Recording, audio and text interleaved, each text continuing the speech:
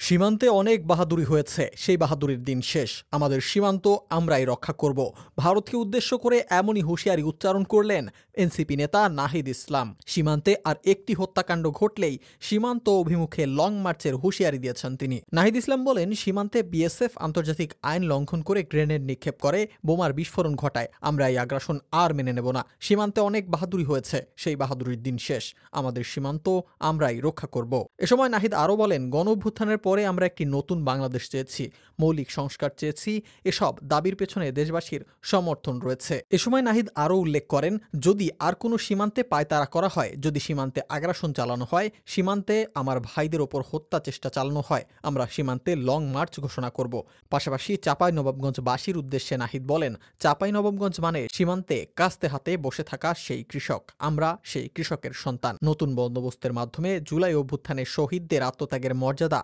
নিশ্চিত করা হবে বলে উল্লেখ করেন নাহিদ ইসলাম।